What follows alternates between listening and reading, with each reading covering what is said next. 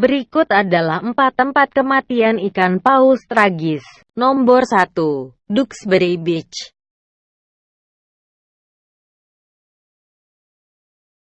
In Duxbury tonight is this enormous dead whale that washed up on the beach. Scientists are now trying to figure out how it died. And WBZ's Anaritis Rodriguez is live in Duxbury tonight with more. Anaritis? Lisa, this is a 50,000-pound animal, and experts here tell me that because of the size of this animal, it's going to take about 6 hours to conduct a necropsy, which is what's happening behind me. The team here tells me that this is the second beached whale that they're dealing with this month. And it's quite a crowd here, so I brought the binoculars to get a good look, and it's really fascinating. Under fair weather skies, a beached whale paints an unfortunate picture along the shores of Duxbury Beach. The animal stranded this morning. We had a report last night of it floating about 10 miles off of Scituate. And with the high winds over the night, it blew the animal in. Adam Kennedy is a senior biologist at the New England Aquarium. He says the stranding of this teenaged fin whale is unusual. At 52 feet and 50,000 pounds, it's the second largest whale species in the world. There is currently an unusual mortality event going on with 3 of the large whale species, the right whale, humpback, and minke. The fin is not part of that group, but it's uncommon for them to strand up in this area. Crowds gathered on the beach to watch as heavy machinery was brought in to move the animal. This section of the beach will remain closed as a team of experts conduct a necropsy. It was a disease or something like that. It can't be helped. Hopefully it's something along those lines and it didn't beach itself, because that's unfortunate. Experts here tell me that there are no obvious signs of trauma, but scars indicating that at one point of its life it became entangled. It's a race against time for these experts because the sun will be setting in just a couple of hours, and they'll likely have to bury this whale on site because it's too heavy to move. We're live on Duxbury Beach tonight. I'm Anaritis Rodriguez, WBZ News. Nomor 2. Sydney.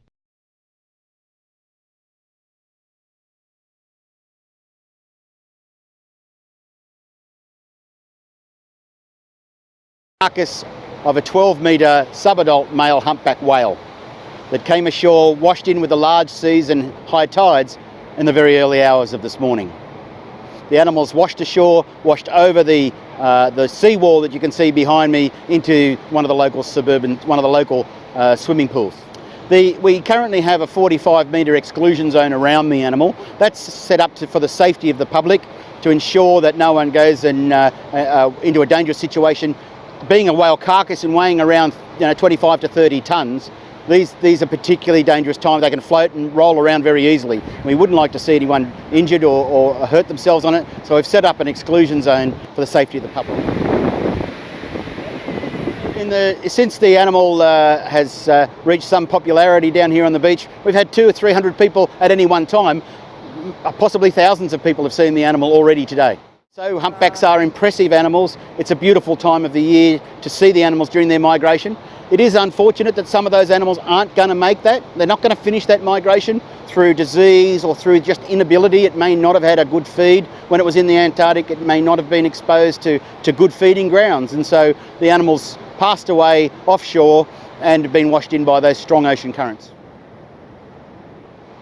National Parks and Wildlife are currently working closely with Council to assess and undertake the safe removal of the carcass from the beach here at Newport. That will be done, that will be achieved overnight by firstly removing the hand railing that you can see behind me. That's been undertaken now. For the larger seas that come in overnight, the 1.9 metre tide is expected at about 8 p.m. this evening, and we're expecting that will wash the carcass out over the wall of the sea, over the seawall and back onto the beach. It may well take it back out to sea. If it doesn't, that's not a problem. If it washes up on the beach here tomorrow, our backup plan, if it washes back on the beach here tomorrow, our plan will be to work closely with Council and cut the carcass up into smaller segments and remove it to a waste disposal authority. There are several reasons why we wouldn't undertake the removal of this carcass by towing it out to sea. One of those is that it would present a hazard to shipping, perhaps, offshore if it was returned out there. The other reason, and clearly behind me with this large sea, it is extremely dangerous to attempt to tow a 25 or 30 tonne animal offshore with the dangers of the large sea. So the beach is probably closed because of the danger to swimmers from the surf. The animal itself, the carcass, doesn't present any dangers to the community per se, except if you're in close proximity to it with the carcass rolling around. And so the beach will remain closed here for the next 12 to 24 hours whilst that carcass is here, because of the danger if that carcass did come over the seawall via large wave and may roll around. Nomor 3. Amazon River.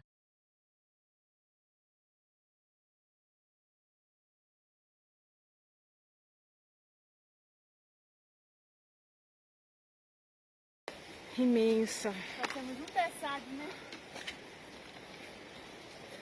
Olha aqui. Muito grande. Nossa equipe da Secretaria Municipal de Meio Ambiente está tentando adentrar o espaço. Muito dificultoso o caminho até aqui. As aves de rapinas, na verdade, elas que nos chamaram nossa atenção. E eu acredito que ela já deva estar há bastantes dias por aqui. Ai, meu Deus. Gente, que encalhou aqui em Soure, na praia do Araruna, mas eu imaginei que ela estivesse na praia mesmo. No entanto, ela está aqui para dentro. A maré grande conseguiu trazê-la, arrastá-la aqui para bem dentro do mato. Nomor 4. Probolinggo, Indonesia.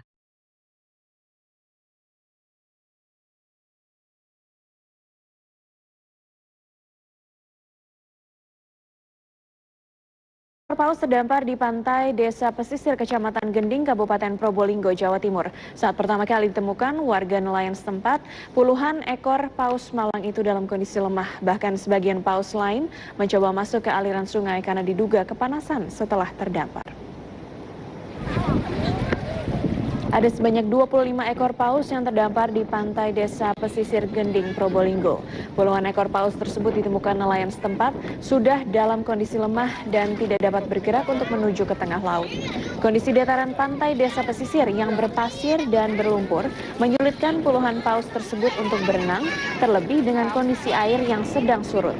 Sementara sebagian paus lain yang kondisinya cukup baik mencoba memasuki aliran sungai untuk menemukan air yang lebih dalam.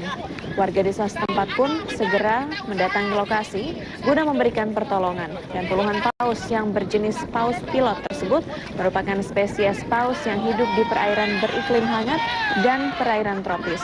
Diduga paus-paus tersebut menepi karena mengejar makanan utama mereka, namun terjebak di air laut yang surut dan tidak berhasil kembali ke laut.